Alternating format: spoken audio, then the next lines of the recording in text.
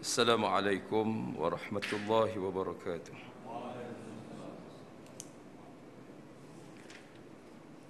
Al-Fatihah. A'udzu billahi minasyaitonir rajim. Alhamdulillahi rabbil alamin. Iyyaka na'budu wa iyyaka nasta'in. Shiratal ladzina an'amta 'alaihim.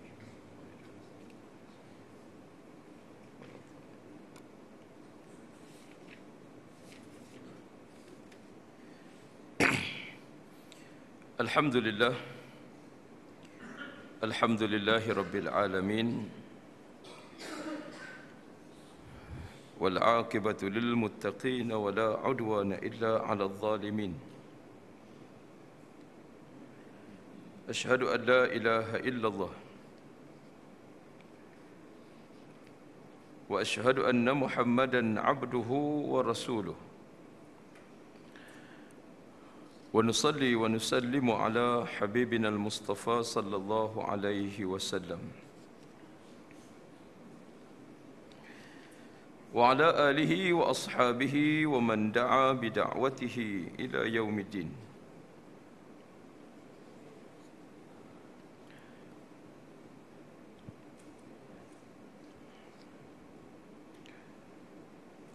قال الله سبحانه وتعالى في كتابه العزيز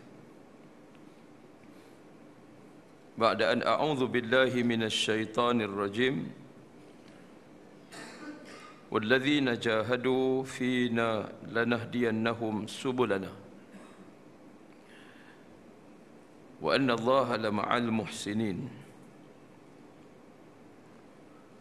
صدق الله العظيم.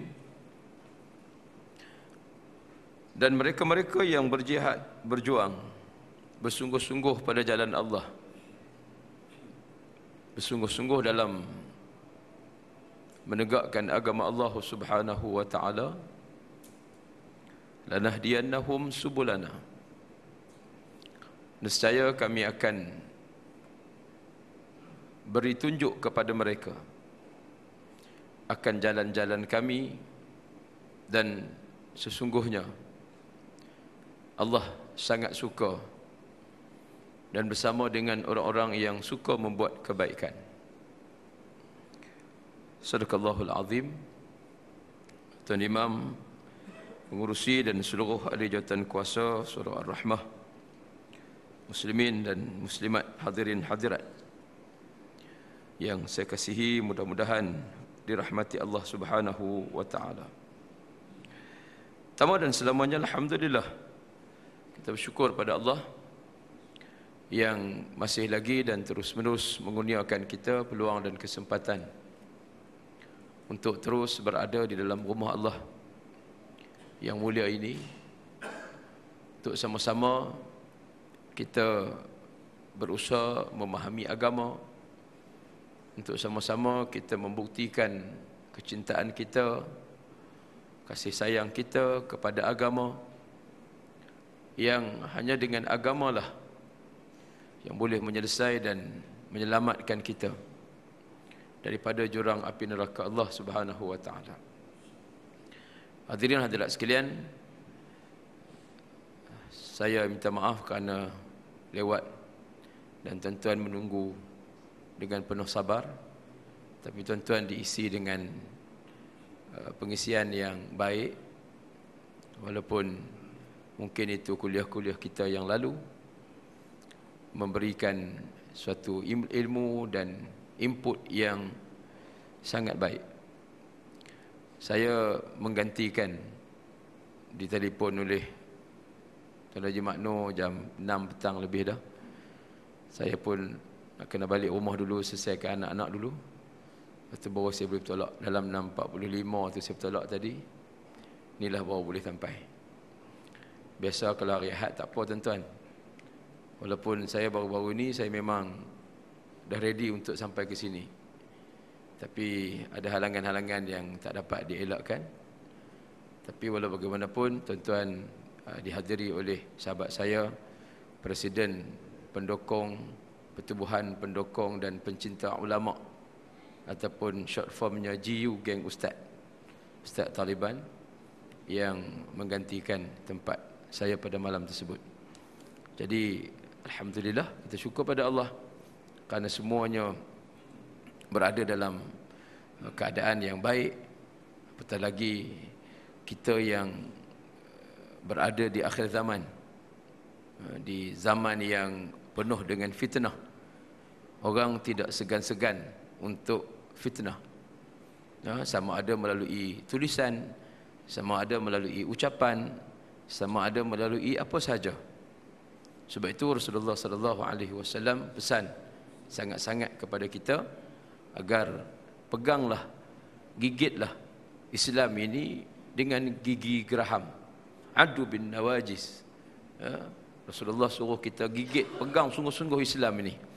Bukan Islam liberal, bukan Islam demokrat, bukan Islam Protestan, bukan. Islam yang satu.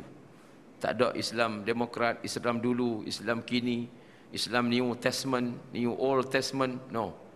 Tak wujud benda-benda itu. Islam satu je. Daripada zaman Nabi Adam alaihissalam, para anbiya alaihimussalatu wassalam, sampailah kepada junjungan besar Nabi sallallahu alaihi wasallam, sampai kepada kita pada hari ini. Tak ada Islam lama, Islam baru, tak ada. Islam tu dah satu. Satu-satunya Islam fikrah, harakah dan daulah. Sampai kepada tertegaknya daulah Islamiah. Hari ini cabaran yang ditampilkan. Hari ini Malaysia Insider terang-terang tulis supaya jawatan presiden itu dipastikan bertandinglah dan sebagainya untuk muktamar tahun depan. Nak pastikan Tuan Guru Haji Abdul Hadi Awang yang dipilih oleh dunia untuk memimpin, menjadi pimpinan-pimpinan dunia, gerakan Islam dunia, hari ini cuba untuk dilonggarkan, cuba untuk dihapuskan ataupun dikeluarkan daripada jamaah yang sama-sama kita sayangi. Kitab yang kita duduk mengaji, yang saya jadikan sebagai rujukan ini pun, itulah kitab susunan dan karangan Tuan Guru Haji Abdul Hadi Awang, yang Masya Allah saya menangis tuan-tuan bila saya pergi tengok awal bulan yang lalu. Kita pergi ke ke Mahkamah Tinggi Kuala Terengganu, tengok di tempat yang sama Tuan Guru, di tempat yang sama kandang salah yang sama, tempat mak rempit, tempat peragut, pencolek, pembunuh, perogol, macam-macam lagi yang ada tu, tiba-tiba tempat yang sama juga diduduki oleh Tuan Guru yang mulia yang telah mengajar dan mengubah masyarakat daripada kegelapan jahiliah kepada Islam, cahaya Islam yang terang benderang. Ini cabaran yang cukup hebat. Cabaran yang tuan-tuan sendiri berada di kawasan tuan-tuan, yang hari ini ada pula golongan-golongan yang menyokong Islam liberal, menyokong sistem ini Islam, walaupun jelas telah difatwakan oleh Majlis Fatwa. Majlis Fatwa nak buat hukum tuan-tuan, bukan mesyuarat Jawatankuasa Surau. Mesyuarat Jawatankuasa Surau pun kadang-kadang bila satu-satu benda besar, kita nak kena kaji, kita nak kena buat research dulu. Kita hantar kita punya spy kita dulu untuk cari maklumat. Dapat kita bentangkan, dah sahih, dah bukti, dah sabit, baru kita jatuh hukum.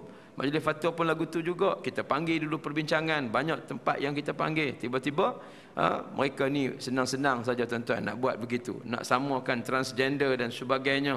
Nak sama tarafkan antara lelaki dan perempuan. Yang Allah Subhanahu Wa Taala sebut ar-rijalu qawwamuna 'alan nisa. Orang lelaki itu memimpin orang perempuan. Bukan orang perempuan yang nak pimpin hari ini tak.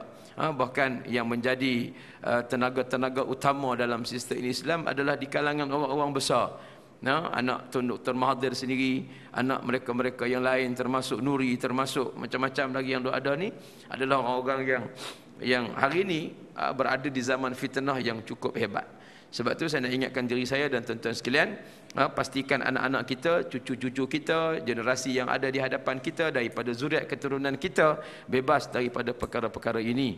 Kerana mereka sedang memasuki universiti-universiti, menanamkan aliran-aliran pemikiran sedemikian rupa untuk merosakkan masyarakat generasi yang akan datang khususnya. Jangan kita biar anak kita pandai saja, ada skor 4.0 lah, 3 point something lah. Kita duk seronok suka anak kita suruh suka bagus, tengok pemikiran anak kita sudah rosak, cucu-cucu kita sudah rosak kerana terkesan dan terpengaruh dengan budaya-budaya liar, budaya-budaya yang menggunakan akal pemikiran semata-mata untuk nak merosakkan Islam, merosakkan. Betul tuan-tuan tengok hari ni kawan saya duduk di Hong Kong, tengok generasi muda akan datang sedang dirosakkan oleh golongan-golongan tertentu. Duduk berimpun berhari-hari di dataran. Saya baru balik daripada Hong Kong, tengok tu dia. Hotel saya pula kebetulan depan tempat mereka duduk berdemo, tuan-tuan. Allahu Akbar. Tengok, Masya Allah, tuan-tuan. Mereka boleh duduk 28 hari. Tak tahu makan, minum, berak, tidur di mana kita pun tak tahu, tuan-tuan. Mereka duduk di situ berkumpul. Siang, malam, pagi, petang. Duduk jemur dengan payung.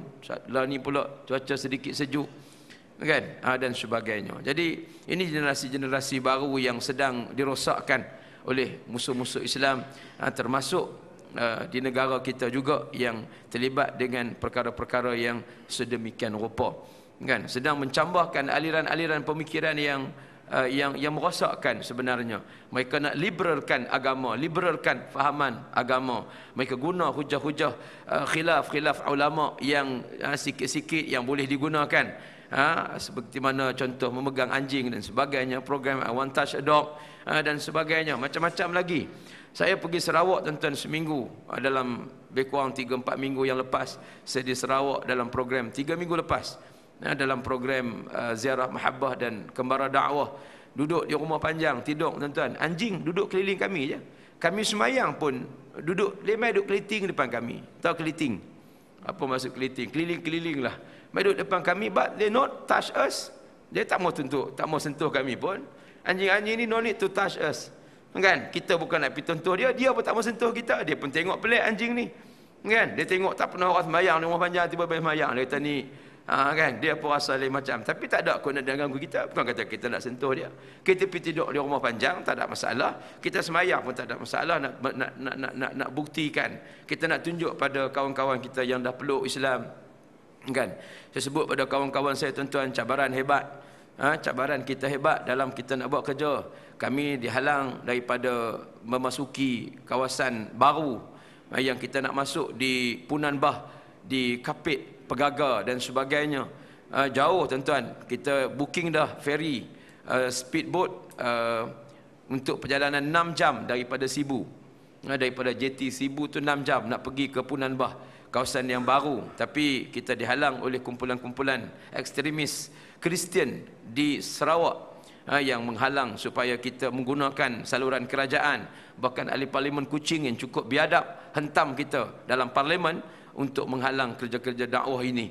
Tapi kita buat juga, kita terus, walaupun Jabatan Agama Islam Sarawak mengarahkan kita supaya tidak pergi ke Punan Bah, kita pergi kawasan lain, kawasan yang ada port Islam, dah ada surau yang kita buat. Alhamdulillah, kita pergi tengok balik bagaimana cara kehidupan mereka yang beragama lah. Yang tak beragama tu apa boleh buat, tapi kita follow up. Jangan tuan-tuan pula kata duk cakap belakang, kata apalah ustaz, nak Islam mudah, siapa nak bertanggungjawab. Memang setiap bulan kita ada tim yang masuk untuk follow up dan memantau kita punya proses pengislaman kita.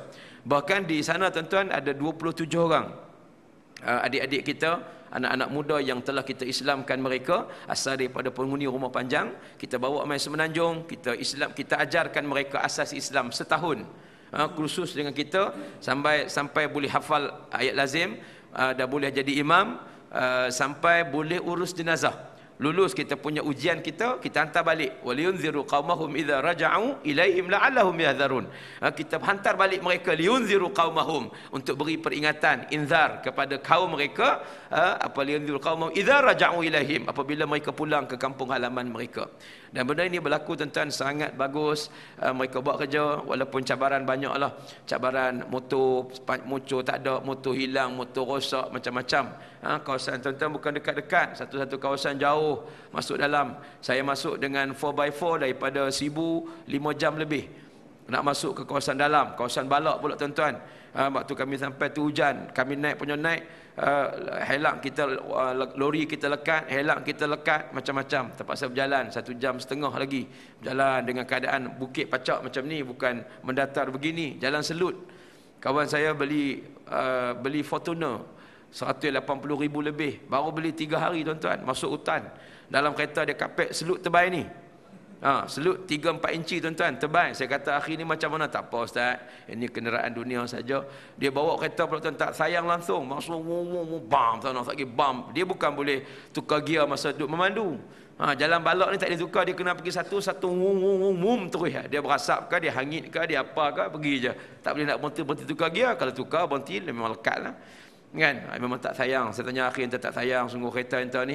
Dia kata tak apa Ustaz. Dia ada 2 biji lagi helang, dia wakaf juga untuk kerja-kerja Islam. Saya tanya dia entah tak sayang, dia kata nak sayang apa Ustaz, ni kenderaan dunia, nanti Allah bagi dalam syurga lebih hebat lagi kenderaan yang ni. Ni orang faham tuan-tuan.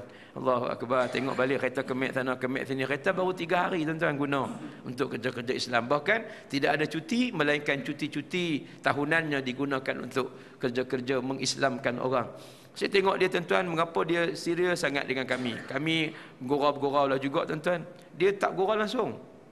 Dengan orang iban dia bergurau. Padahal dia bukannya jenis serius sangat, jenis orang happy juga, ceria juga. Rupa-rupanya bila saya duduk lama hampir seminggu di rumah panjang, kami berpindah daripada rumah panjang ke rumah panjang, rumah panjang ke rumah panjang, baru kita faham. Rupa-rupanya orang iban sebut, dia kata Ustaz, you all lambat 1 tahun sahaja dengan orang Kristian. Kalau you awal sikit setahun sebelum itu, maka tidak ada orang menganut agama Kristian dalam kawasan rumah panjang. Sebab Kristian agama batil. Tuan-tuan bayangkan, kami pergi satu ketika dulu sebelum ni, ada kumpulan yang dah Islamkan hampir ramailah daripada 37 orang dalam rumah panjang tu. Saya ingat belah-belah tu 20 keluarga yang telah peluk Islam. Alhamdulillah. So bila kita begitu, orang Kristian, mubalik Kristian, seminggu lepas tu datang hampir 40 mubalik Kristian. Datang balik untuk nak counter balik. Tidak ada seorang pun yang memeluk agama Kristian ataupun yang murtad kembali kepada Kristian. Maknanya Islam tu benar. Kan? Cuma kita ralat bila ada cikgu-cikgu, sebab Kristian masuk antaranya melalui jalan guru-guru yang dihantar ke pedalaman. Boleh buat tuition, dia ziarah cara dia pergi rumah panjang dan sebagainya. Dia tak ada masalah nak makan babi ke, dia bagi todi, bagi tuak, bagi arak dan sebagainya. Kita tak bolehlah macam tu. Kan? Ada satu keluarga disebut, Ustaz boleh tak kalau saya nak belakang rumah saya ada stok sekandang lagi, dia kata babi. Boleh tak saya nak makan dulu habis stok ni, BBQ, bakar, golek apa semua, lepas tu saya Islam. Nak kata macam mana tuan-tuan? Takkan nak kata tak boleh kan? Ikut you lah, kata macam mana pun. Kan? Dia bentuk darah habis tuan-tuan. Satu kandang tu, dia BBQ panggang apa semua habis, lepas tu dia peluk Islam sungguh. Allahu Akbar. Kan? Saya dah takut dia makan-makan lekat tulang mati tuan-tuan. Masa tu kacau tuan-tuan. Kan? Ada yang 90 tahun duduk dalam keadaan tidak ada agama. Akhirnya bila pendakwah kita pergi Islamkan dia, kita fahamkan dia, dia peluk Islam, 2 minggu dia meninggal dunia. Allahu Akbar. Ini cerita-cerita yang saya lalui dan sahabat-sahabat kita lalui di sepanjang misi dakwah tersebut. Kan? Jadi sebab tu kerja ni berat tuan-tuan, kerja ni masih lagi besar. Walaupun halangan-halangan ni benda biasalah.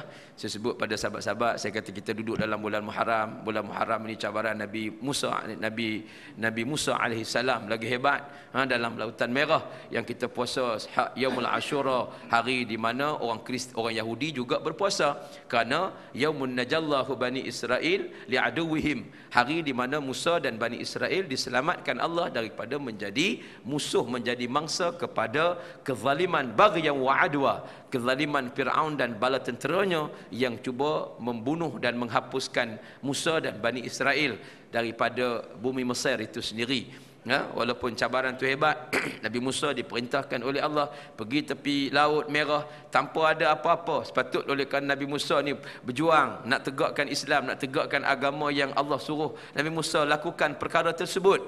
Kerana Allah Taala menyatakan wa laqad ataina Musa biayatina an akhrij qaumaka minadh-dhulumati ila nur. Allah kata kepada Musa, ya Musa, dan kami telah berikan kepada kamu biayatina, tanda-tanda kebesaran kami. Kami berikan tongkat kepada kamu, bukan tongkat semambu, bukan tongkat biasa, bukan tongkat apa kayu kokak dan sebagainya. Ni tongkat mukjizat. Ya, ini bukan tongkat biasa yang kami berikan kepada kamu sebagai tanda-tanda kebesaran kami. Gunakanlah ia untuk nak an akhrij qaumaka minadh-dhulumati ila nur, untuk mengeluarkan kaummu daripada kegelapan jahiliyah kepada cahaya Islam yang terang benderang.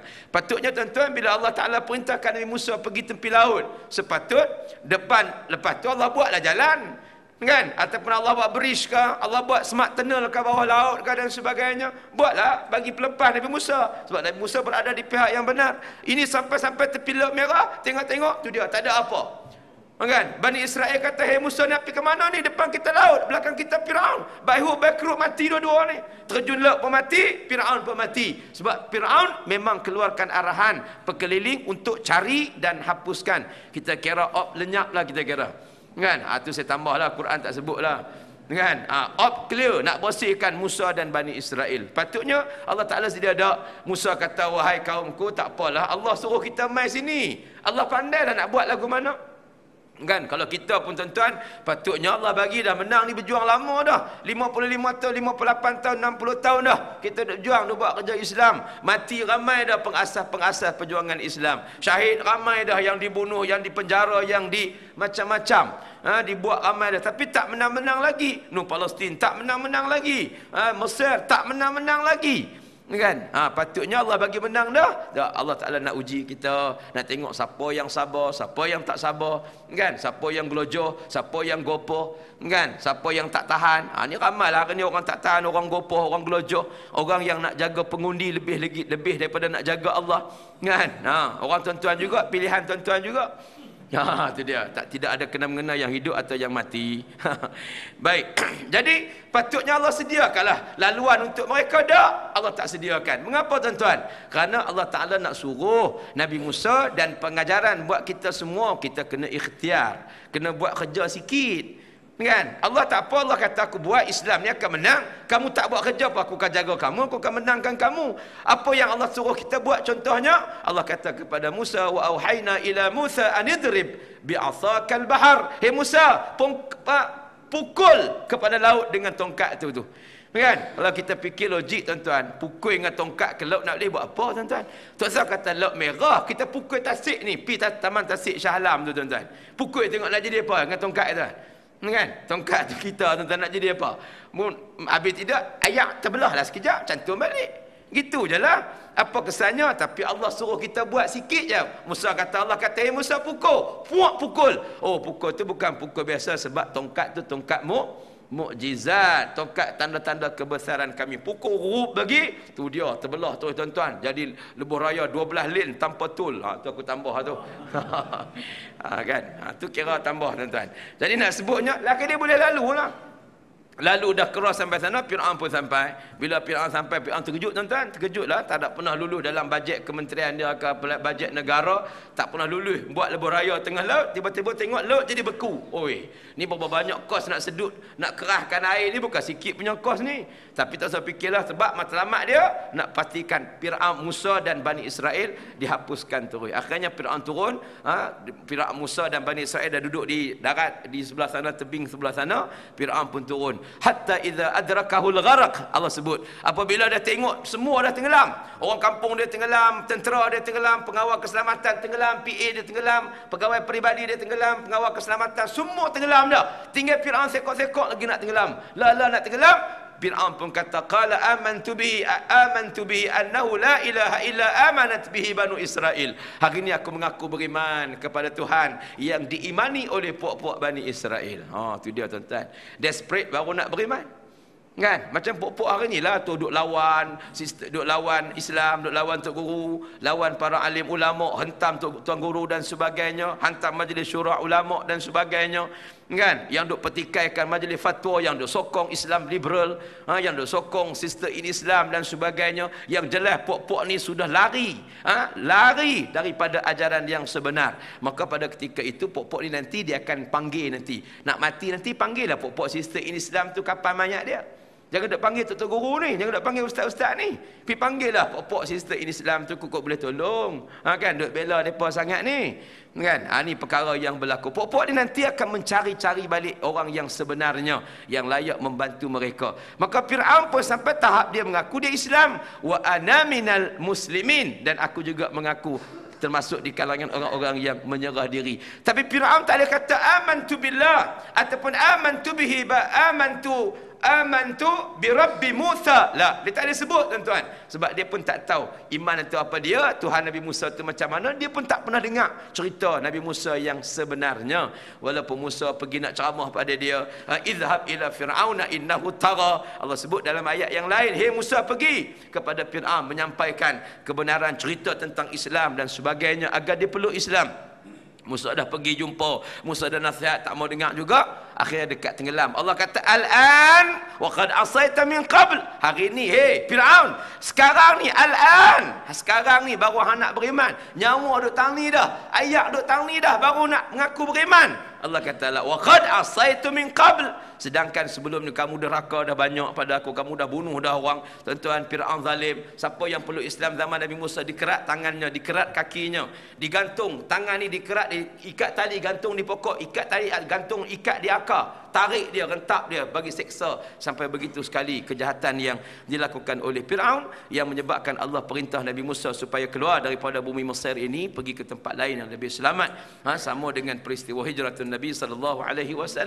Bila Nabi berhijrah daripada Makkah ke Mukarramah, di atas sebab Nabi sudah tidak lagi mampu dan boleh untuk melaksanakan, menegakkan Islam di bumi Makkah. Disediakan Madinah, tempat yang subur, tempat yang baik, tempat yang tenang, tempat yang aman, disediakan untuk baginda sallallahu alaihi wasallam berdirikan daulah Islamiah, menegakkan negara Islam yang sebenarnya.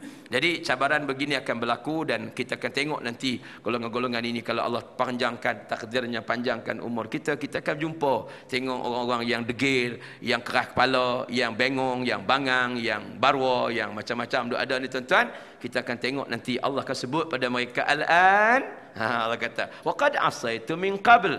Nanti dia akan ingat ayat-ayat tadi ni tuan-tuan, ayat-ayat yang Allah Taala turunkan kepada Firaun laknatullah alaihim ajmain. Firaun yang dilaknat oleh Allah Subhanahu wa taala. Allah hina di atas dunia lagi tuan-tuan. Allah hina di atas dunia lagi sebelum Allah azabkan dia di padang mahsyar nanti. Baik hadirin dan hadirat sekalian, moga-moga kita dipelihara oleh Allah, kita dikuatkan iman, kita diberikan kekuatan untuk kita berdepan dan kita berlawan ataupun kita pertahankan apa yang telah diperintahkan oleh baginda Nabi sallallahu alaihi wasallam. Baik, kita sambung sikit perbincangan kita di rujukan kitab Islam Fikrah Harakah dan Daulah karangan Tuan Guru Haji Abdul Hadi Awang, pada bab yang ke-7 muka surat 159 di bawah tajuk Hizbullah dan Hizbus Syaitan, sebagaimana yang telah kita bincangkan dalam pertemuan-pertemuan yang lalu.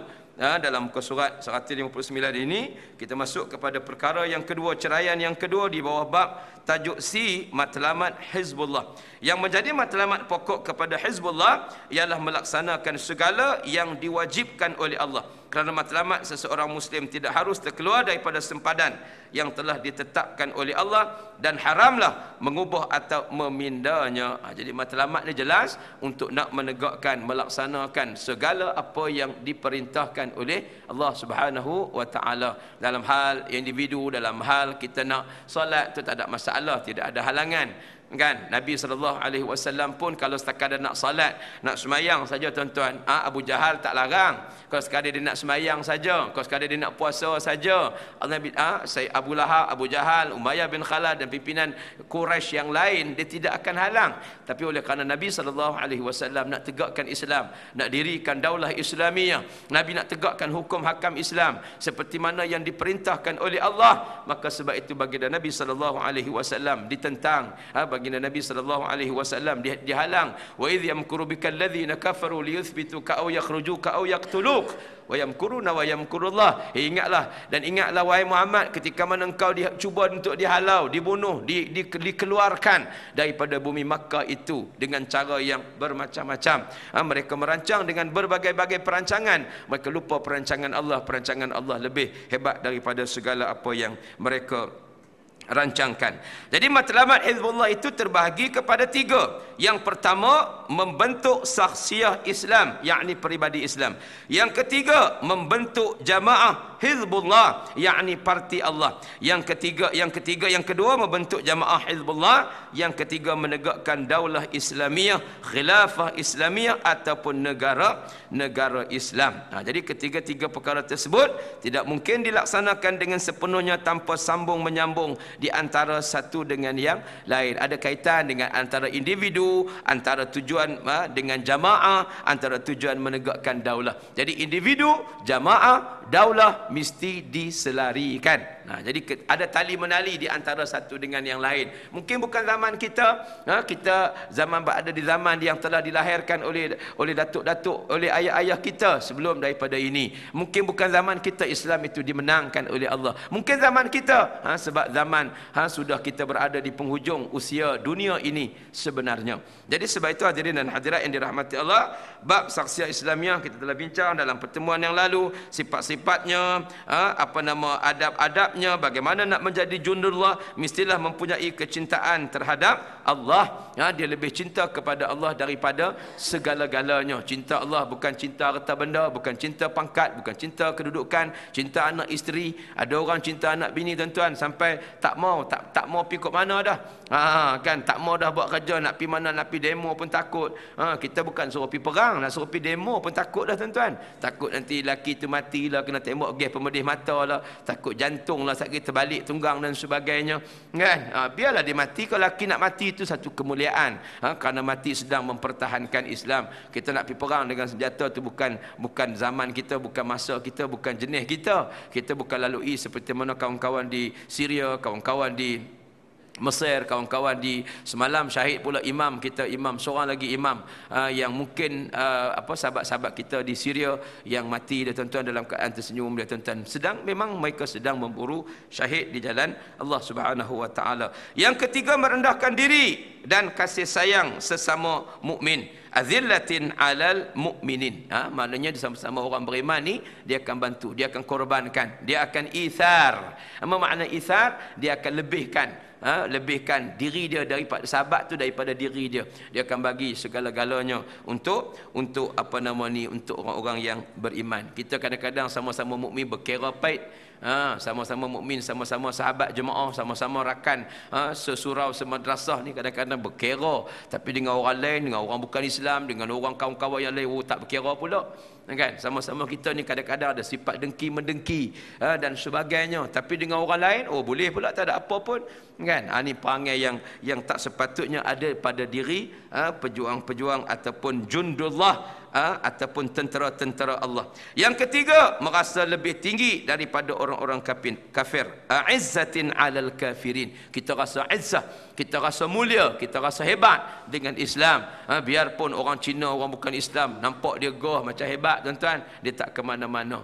Kan, orang Cina nampak dia macam, orang bukan Islam nampak dia macam tuan-tuan, milioner dia, trilioner dia, hebat dia. Nampak Israel macam tu dia. Kita jangan bangga dengan Israel, kita bangga dengan tentera-tentera Allah. Kita rasa kita hebat, kita lebih mulia daripada mereka yang kaya, mereka yang hebat, kerana kita mulia kita dengan Islam. Nahnu qaumun a'azzanallahu bil Islam. Kita adalah satu kaum yang Allah Ta'ala muliakan kita dengan Islam. Maka barang siapa yang memilih kemuliaan lain daripada Islam, azallanallah, dia pasti akan dihina oleh Allah. Kan? Allah pasti akan hina dia. Tak lama tuan-tuan, tak ke mana pun. Orang yang tuan-tuan tengok Ariel Sharon, apa jadi dengan Ariel Sharon?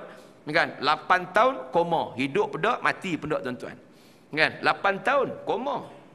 Macam mana Allah Ta'ala azab dia, kita tak tahulah. Dia bunuh, dia jadi manusia yang rakus, yang terlalu laparkan dahagakan darah orang Islam di Palestin. Dia buat macam-macam, dia menjadi pencetus dan pelaksana kepada pembinaan negara haram Israel. 8 tahun tuan-tuan didera, diazab oleh Allah Ta'ala sebelum mati. Mampu pula tuan-tuan bayangkan dalam kubur nanti. Allah Ta'ala tak boleh bayanglah macam mana Allah Ta'ala azab dia nanti. Sekarang sedang diazab, kita pun tak tahu macam mana dia. Masa tu baru dia menyesal tuan-tuan. Kalau dia boleh hidup tuan-tuan, kalau dia boleh bangkit balik, dia akan kata qala amantu bihi alladhi amanu bihi Aku akan beriman dengan Tuhan yang diimani oleh orang-orang Islam. Dia kan kata lagu tu lah. Tapi apa boleh buat dah? Dia tak boleh menyelesai dah. Tak boleh buat apa dah. Kan? Tuan-tuan tengok sengsaranya negara Amerika Syarikat dengan bermacam-macam balasan. Kita pun Allah Ta'ala turun balak banyak juga tuan-tuan. Di Pandamaran, tuan-tuan tengok di Genting Highland, di Kuala Kedah tuan-tuan. Tu dia angin puting beliau mai. Takut tengok tuan-tuan. Terbang bumbung ni, ya Allah ya Rabbi. Takut Allah cabut satu-satu. Kan? Kalau Kedah, pasal apa kena kalau Kedah saya tak tahu. Mungkin pasal Presiden Pasma duduk kat situ tuan-tuan. Saya pun tak pastilah. Rasa-rasa pilah tuan-tuan. Jahat sangat tuan-tuan. Kan? Pasma kot Syalah ni pada juga tuan-tuan. Minta Allah cabut bumbu-bumbu rumah dia tu biar dia sedap sikit tuan-tuan. Kan? Kalau buat elok-elok tak apa ni, buat nak menghancurkan Islam, nak menghancurkan jamaah, menghancurkan gerakan Islam. Kan? Ni puak-puak ni lah duk buat kerja untuk nak halang. Kalau boleh sekarang ni tuan-tuan dikempenkan program namanya Islam biduni syariah, Islam tanpa syariat. Bercakap Islam boleh, semayang boleh, puasa boleh, ceramah boleh, tapi jangan laksanakan syariat lagi. Kan? Tak boleh. Orang nak minum arak biar pergi kat dia lah. Dia nak buat festival Oktoberfest, buat bila dia nak sentuh anjing, tak apa, tu hak dia. Dia bunyi lagu tu. Kan? Ni orang dah terang-terang dah kita keluarkan. Jamaah kita di Shah Alam ni pun dah keluarkan desakan supaya JAKIM fatwakan haram kepada sister ini Islam. Kita dah keluar. Tiba-tiba tu dia tuan-tuan mai pula nak sebut Sipulan bin Sipulan yang tuan-tuan kenali semuanya, membela pula tuan-tuan, tulis aku dan sister in Islam. Oh tuan-tuan, suruh kita panggil dia buat musyawarah dengan dia, kita buat bincang. Tak usah bincang lah tuan-tuan. Rasulullah dengan Musalamah bin Kazam, Rasulullah dengan Abdullah bin Ubay, mana ada bincang-bincang lagi dah. Bila dah turunkan ketetapan bahawa kemunafikan, ketidakbetulan mereka itu, tak ada lagi dah perbincangan dah. Sebab Islam sudah jelas tuan-tuan. Majlis fatwa pun sudah panggil dan sebagainya. Baik. Perkara yang kedua iaitu membentuk Hizbullah.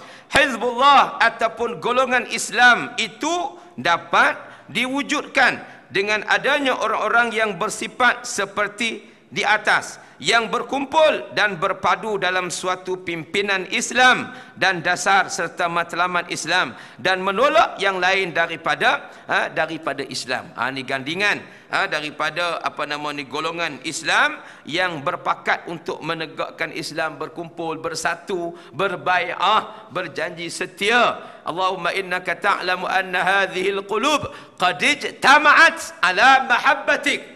Ni golongan ni kita duk baca doa dalam zikir al-ma'thurat, itu doa al-ma'thurat. Mereka berhimpun kerana apa? Kerana mahabbatik, kerana mencintaimu ya Allah, berusaha menegakkan agamamu ya Allah.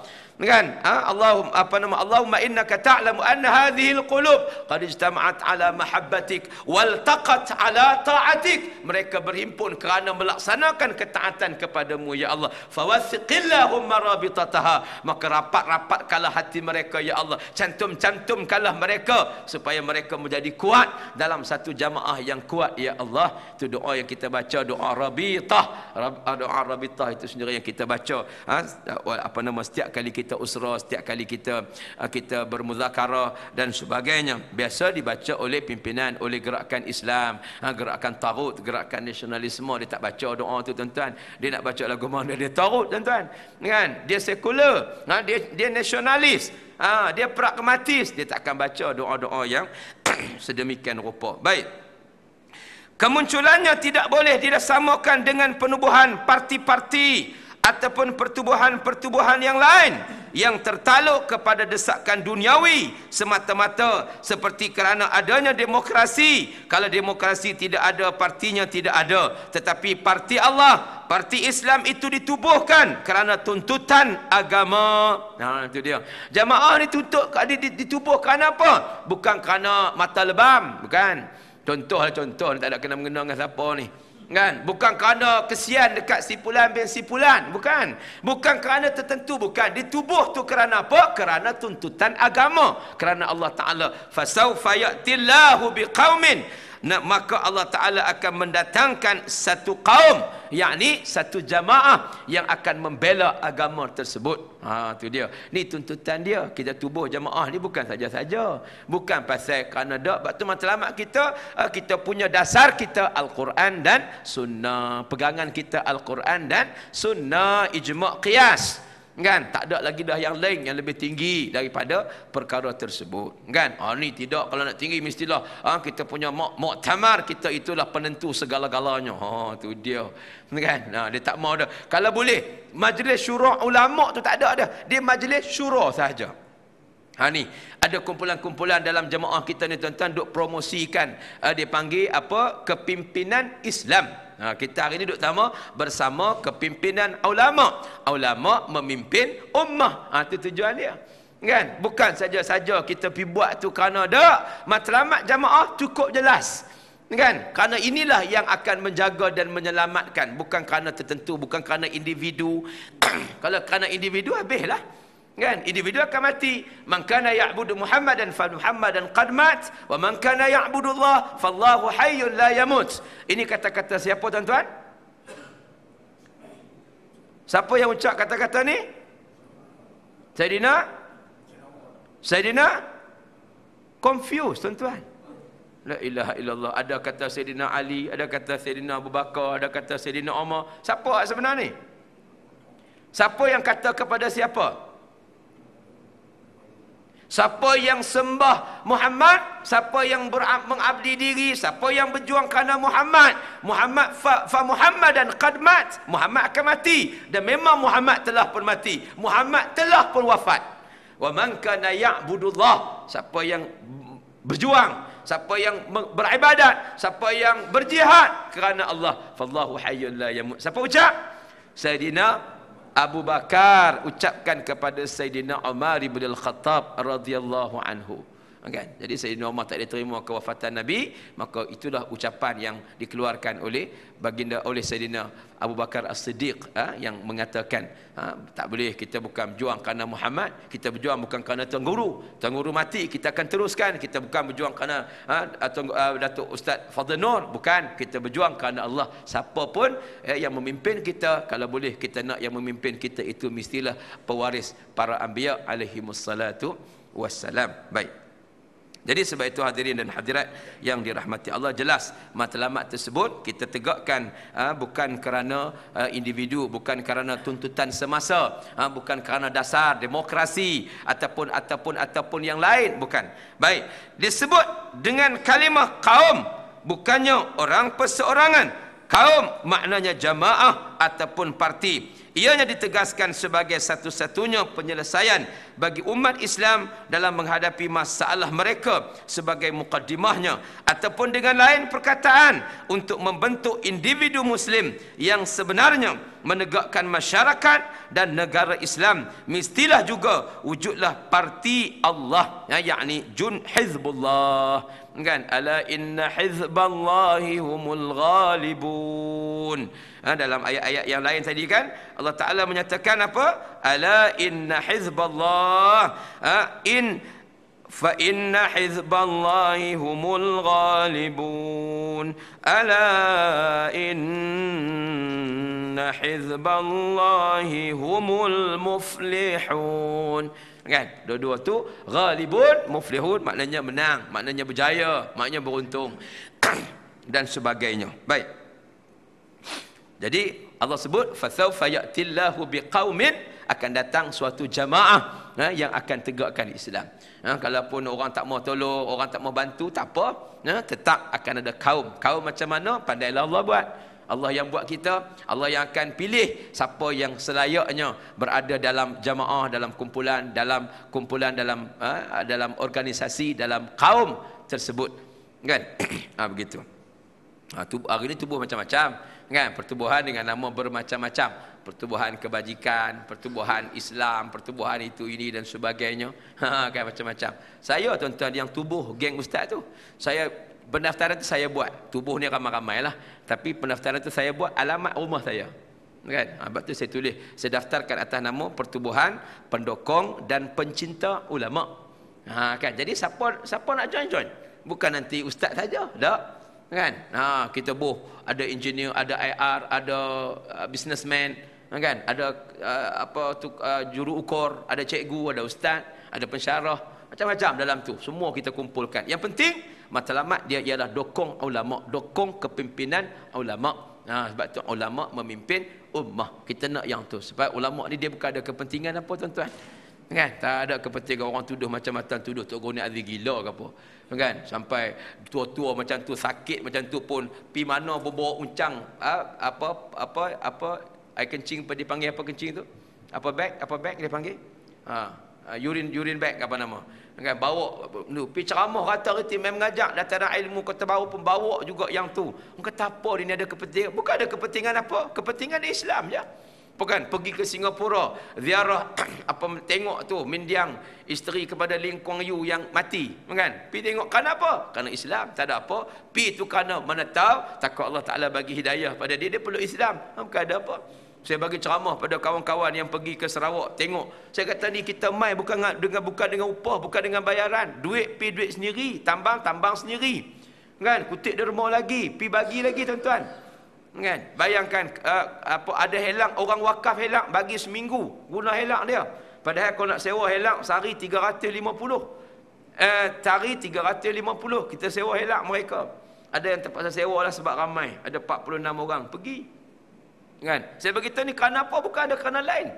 Kan? Kita tinggal kuliah, kita tinggal program-program kita kerana apa? Kerana nak selamatkan yukhrijuhum minadh-dhulumati ila an-nur, nak selamatkan mereka daripada kegelapan jahiliah. Bila kita pergi tu dekat nak balik ada 4 keluarga perlu Islam. Allah tak tahu nak cerita tentang seronok. Kan? Lepas ni saya nak elankan insya-Allah saya beritahu Haji Makno nanti, mungkin tahun depan lah siapa-siapa nak ikut, jom. Kita pi, kita pakat-pakat pi ramai-ramai tuan-tuan. Tak ada masalah. Siapa nak pi boleh pi, tapi tiket cari sendirilah. Kita bagi tahu date bila nak pi, dia belilah tiket sendiri. Kita bagi departure time bila, nanti nak balik pula bila, kita bagi tahu dia beli tiket sendiri, pergi ke pakat pi. Kalau boleh bawa laki bini pun tak apa. Tapi sampai sana isteri tak ada duduk dengan suami lah. Isteri duduk rumah isteri, suami duduk rumah suami. Rumah panjang A, rumah panjang B, ataupun kita duduk di surau. Tuan-tuan, kalau ada yang saya nak iklankan pada tuan-tuan, kalau ada yang nak buat surau, nak buat surau, ataupun nak wakafkan surau, tak mahal, RM60,000 sahaja satu surau. Surau ni boleh muat sekitar 30 ke 50 orang, insya-Allah. Tuan-tuan boleh pergi tengok apa yang kita dah buat. Kita ada rekod. Tuan-tuan boleh klik dekat Yayasan Amal Sarawak ataupun Yayasan Amal Malaysia, Misi Dakwah Sarawak dan sebagainya. Ada dalam tu semua komplit. RM60,000 ni komplit set. Sekali dengan tanah, sekali dengan terdirinya sebuah surau, dan juga ada PA sistem yang simple, ada kapetnya, ada kipasnya, walaupun kipas ni kena guna generator. Kan? Di sana ni tuan-tuan memang teruklah. Current lampu tak apa sebab lampu kita ada solar. Kita solar tu, kita pasang alat solar tu, jadi malam lampu boleh menyala. Tapi nak charge handphone tak boleh, nak pasang PA system tak boleh, dia mesti kena guna genset. Yang tu kita beli pula genset, sediakan. Tu dalam package RM60,000. Siapa yang berminat boleh jumpa dengan saya ataupun boleh panjang-panjangkan siapa yang berminat. 2-3 hari lepas ada adik-adik kita, da'i kita tuan-tuan, masya-Allah, mereka kerja. Ada yang telefon, ustaz tolonglah kalau cari ada motor buruk-buruk pun tak apa tapi boleh gunalah. Sebab kami nak bergerak daripada rumah panjang ke rumah panjang ni jauh. Kadang-kadang 20 km lalu dalam hutan tuan-tuan, kesian. Nak beli helak tak ada, nak beli kenderaan besar tak ada.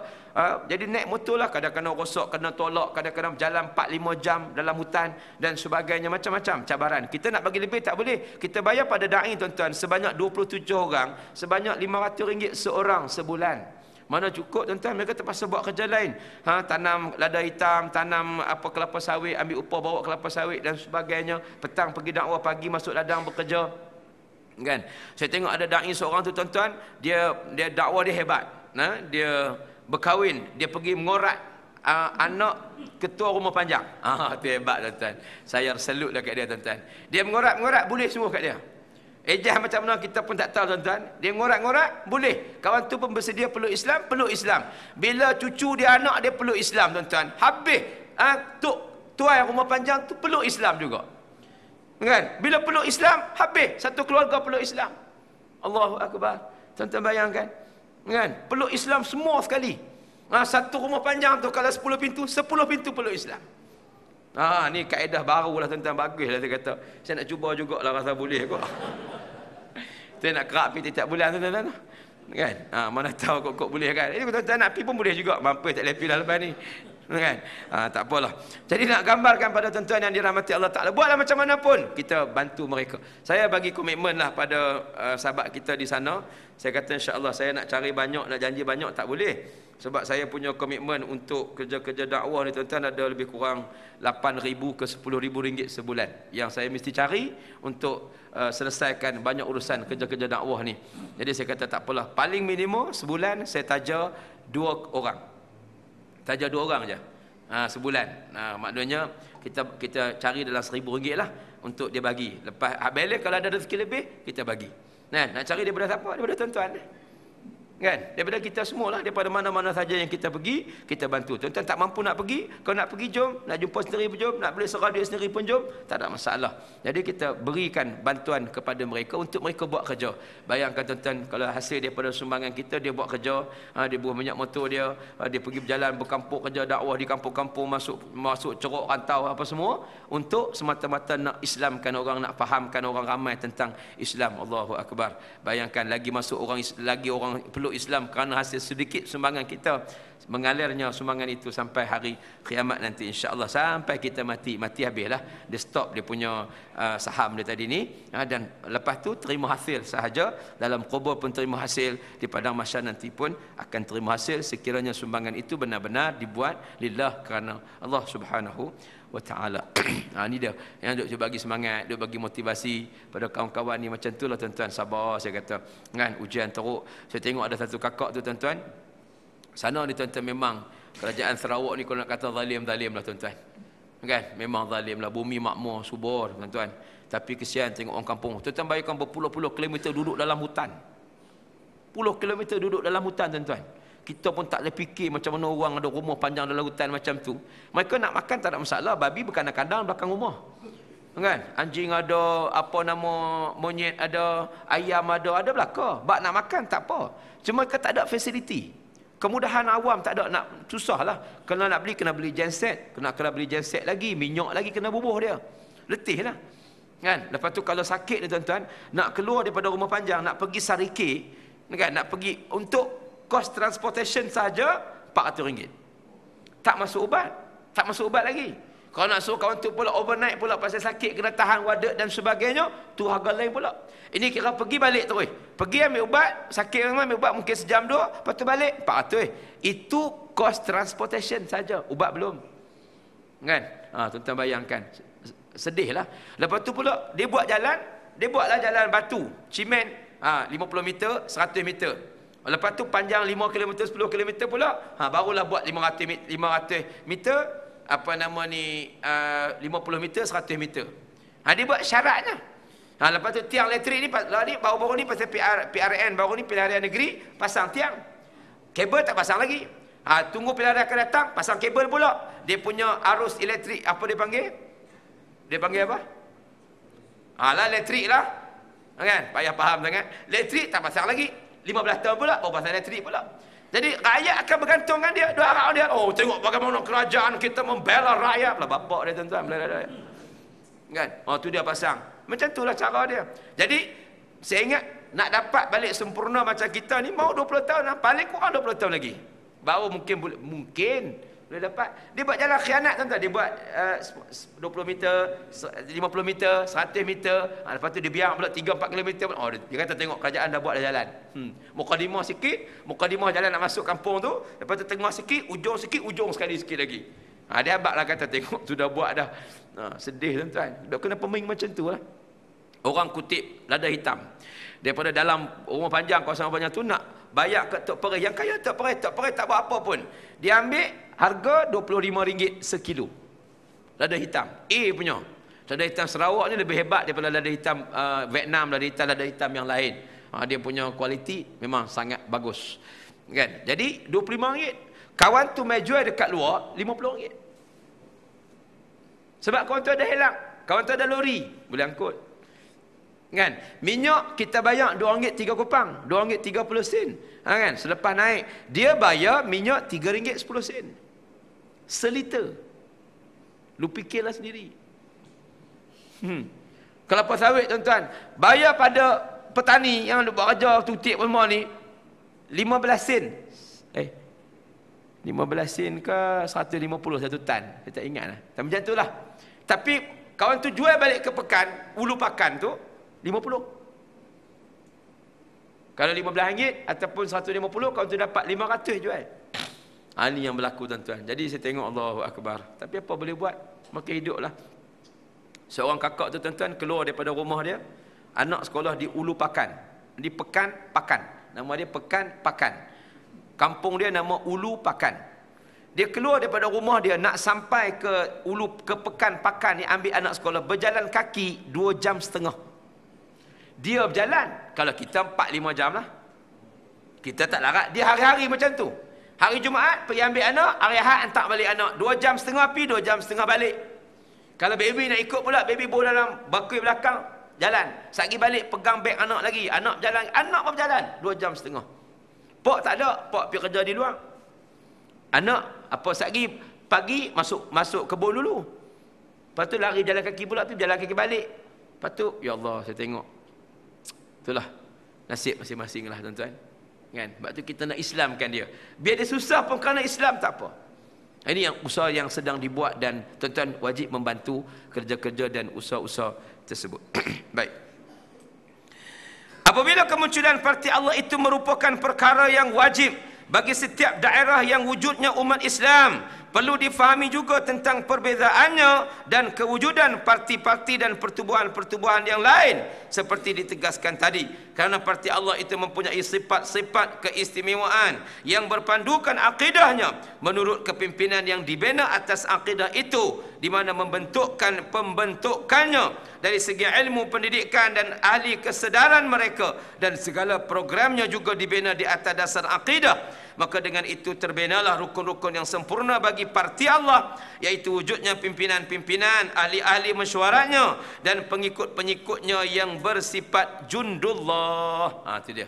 Sebab tu kita doa ajar orang, kamu berjuang dengan parti Allah, parti Islam, kami bagi syurga kepada kamu. Tuan-tuan guru duk janjikan syurga. Kita kata kita nak bagi apa? Kita tak boleh bagi kesenangan. Kita tak janjikan kemewahan. Kita janji syurga. Sebab Allah Ta'ala janjikan syurga kepada orang-orang yang berjuang, berjihad di jalannya. Inna Allah ashtara minal mu'minina amwalahum wa anfusahum bi anna lahumul jannah. Allah sebut dah, sesungguhnya Allah Ta'ala membeli daripada orang-orang yang beriman itu akan harta benda mereka, akan nyawa mereka dengan balasan syurga. Allah bagi syurga. Allah tak kata akan kami bagi lot rumah mewah, kami bagi kereta mewah. Dah. Tak ada. Nabi-Nabi pun, tuan-tuan tengok Nabi Ibrahim alaihissalam ketika berdakwah kepada bapa dia, apa dia kata? Ya abati, inni qad ja'ani minal ilmi ma lam ya'tik fattabi'ni. Follow aku. Follow me. Ikut saya ni, kata Nabi Ibrahim. Ahdika siratan sawiya. Akan aku tunjukkan kamu jalan yang selamat. Selamat di dunia sampai akhirat. Dia tak kata ikutlah aku bagi projek pada kamu. Projek ni kita je tuan-tuan. Kan? Allah ada, Nabi-Nabi tidak. Ulama tidak ajar kita begitu. Kita diajarkan berjuang kerana Allah. Allah janji syurga kepada kita. Itu saja. Kerana akidah lah. Kan? Kerana syurga dan neraka itu menjadi akidah kepada kita. Kerana itulah kepuncak balasan baik daripada Allah Subhanahu wa Ta'ala. Jadi sebab tu kita ada ahli, kita ada ni semua. Kan? Sebab tu kita duk ajar mai usrah tuan-tuan, mai mesyuarat. Saya tuan-tuan, yuran mesyuarat bukan boleh laun. Kan? Pi mesyuarat bukan boleh laun. Adalah ada jamu TO, kuih karipak seorang 2 biji. Kan? Ada, kalau ada pun nasi goreng, kalau ada pun adalah sandwich. Di Gombak lah. Shah Alam mungkin mewah lah kot kan. Dia negeri kawasan kaya tuan-tuan kan. Bandar raya lain lah. Kami di Gombak tu. Dah lah kalau pi ceramah malam tu boleh sampai 100 lah. Bukan situ. Bukan boleh duit.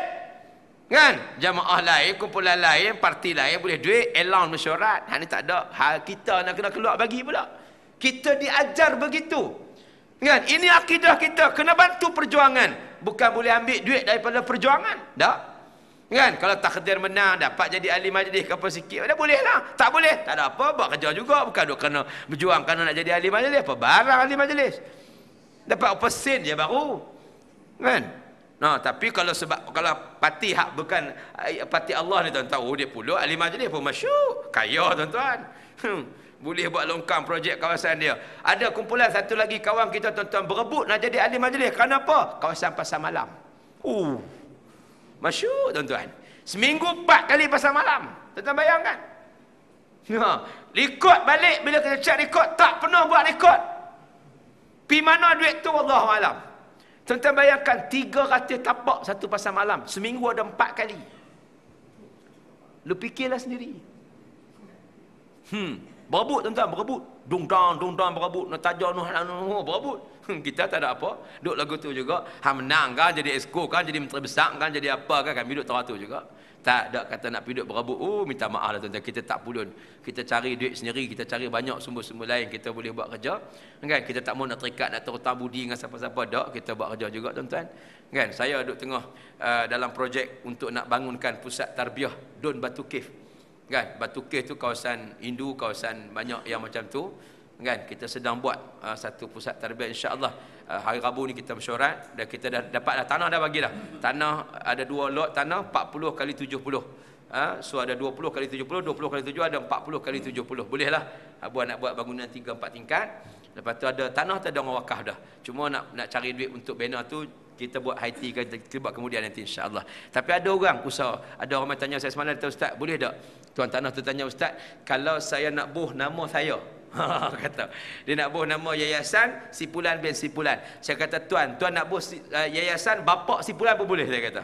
Kan kepala bapak pun boleh, dia kata tak ada masalah, asalkan bangunan tu boleh naik, bawah tu boleh buat surau, atas tu boleh buat bilik mesyuarat, ada pejabat-pejabat sikit, third floor tuan nak ambil ke tuan nak buat, tuan punya hal, tak ada masalah. Yang penting saya nak ada 2 tingkat tu untuk kita buat kerja-kerja tarbiyah, kerja-kerja kerja-kerja agama, kerja-kerja dakwah, boleh buat kuliah duha, boleh buat macam-macam di kawasan Batu Cave khususnya, sebab saya jadi pengarah JPRD ataupun pengarah Majlis Tindakan Dun Batu Cave. Kita nak bangunkan balik jadi satu medan ilmu dan sebagainya, insya-Allah.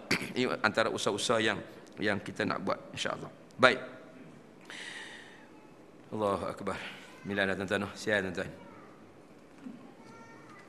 Sikit lagi nak habis, hebat 2 dah sudahlah.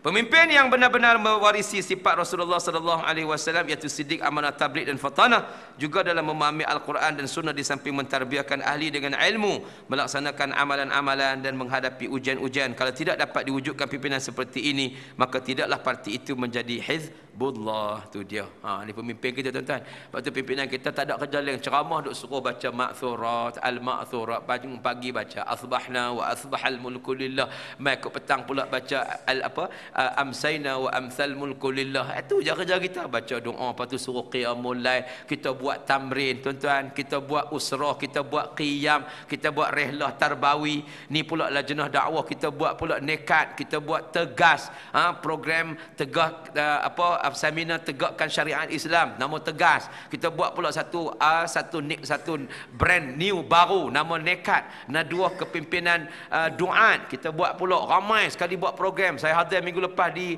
Merebuk Kedah, lebih 1,500 orang yang hadir di seluruh negeri Kedah, masya-Allah tuan-tuan. Hari ni kita buat program tu yang pakat duk marah kat kita tu. Dulu kata ulama tak buat kerja, ni bila ulama buat kerja dia marah pula tuan-tuan. Bahasa bengong ni tuan-tuan, lagu tu lah. Kan? Patutnya dah dulu kata kat kita ulama tak aktif buat kerja, ulama tak boleh buat program. Ni bila kita buat program dia marah pula kita tuan-tuan. Dia kata ni lah geng-geng pemecah belah jamaah kita. Tu dia kata kat kita pula begitu. Baik, ahli syura juga mempunyai sifat-sifat keislaman yang sama dapat membantu pimpinan, bukan menjadi pengangguk dan tukang tepuk ataupun angkat tangan. Moga-moga apa yang digambarkan oleh athar as-salaf dapat dihayati. Kanal qurra'u ashabu majlisi Umar kahula kanu au syabbana. Adalah ahli-ahli Al-Quran itu menjadi ahli majlis mesyuarat Umar, sama ada mereka orang tua atau pemuda-pemuda. Tu dia. Ahli Al-Quran tuan-tuan, hafal Quran. Kan? Ahli majlis syura dia, ahli majlis pimpinan mesyuarat dia. Kan? Bukan ahli pil kuda ke, bukan. Ini ahli ahli Quran. Yang hafal Quran, nak jadi ahli majlis syura bukan senang. Sebab tu orang benci tu, orang tak apa mau. Kalau boleh dia nak majlis syura sahaja. Majlis syura Islam. Dia tak kira lah siapa pun, main engineer boleh masuk semua. Bila ahli majlis syura ulama, dia mesti faqih dengan ilmu-ilmu agama. Sebab dia akan bertindak, berhukum, berhujah, berfatwa berdasarkan kepada kehendak dan tuntutan agama itu sendiri. Baik, jadi sebelum kita kat tu dululah, insya-Allah kita sambung dalam pertemuan-pertemuan yang akan datang insya-Allah. Insya-Allah kita jumpa lagi lah. Berapa bulan apa? Ahad keempat ni berapa bulan tu? 20 apa? 24. Oh, tak ada tuan-tuan. Saya tak ada, kena cari ganti lah tu. Saya ke China. Ada bawa jemaah 25 orang. Pergi China 24 subuh sampai 29 subuh. Pi subuh balik subuh. Jadi 5 hari 5 malam. Lepas tu sampai terus pula pergi Kenyir. Ada program dakwah lagi di tengah-tengah lautan Kenyir tu. Tasik Kenyir tu. Dakwah orang, dakwah ikan kelah dan macam-macam lagi lah. Kan? Tu sambil-sambil lah kita ada program.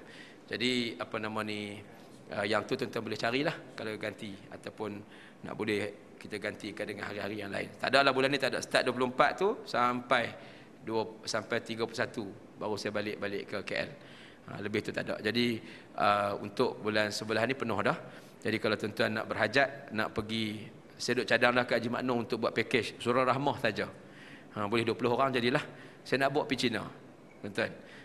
InsyaAllah bulan 3 ni saya nak buat satu package ke Xi'an, kawasan Muslim, dan Yan'an. Yan'an ni kawasan baru yang orang tak pergi lagi. Tak ada package orang buat kat situ.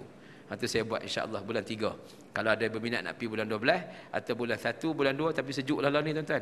Sejuk. Kalau rasa nak pergi bersembang asap keluar, boleh. Kita bakat-bakat pergi. Kalau ada berminat tuan-tuan bincanglah dengan saudara Makno, pakat elok-elok. Kita pergi bertazkirah di sana insya-Allah. Saya buat package ni tuan-tuan, saya bukan buat package macam dengan tuan-tuan ambil package biasa. Saya ni program dengan saya A to Z. Sampai tu shopping, tazkirah, jumpa orang Islam, kita melawat masjid dan surah. Tak ada compulsory stop. Macam tuan-tuan duk pergi Beijing kan. Beijing ni dia akan bawa pergi tempat teh, tempat jade, tempat kristal, tempat traditional Chinese medicine, tempat sutera. Betul tak betul? Yang tuan-tuan melugai nak pergi. Tuan-tuan malas dah nak pergi. Kalau tidak kerana Seven Wonders Great Wall, tak ada siapa pun nak pergi. Orang cakap Beijing ni puhau. Puhau, Caise hentua ce, Sinci puhau, cuaca tak elok, makan haram tak sedap, tawak hebiak tuan-tuan.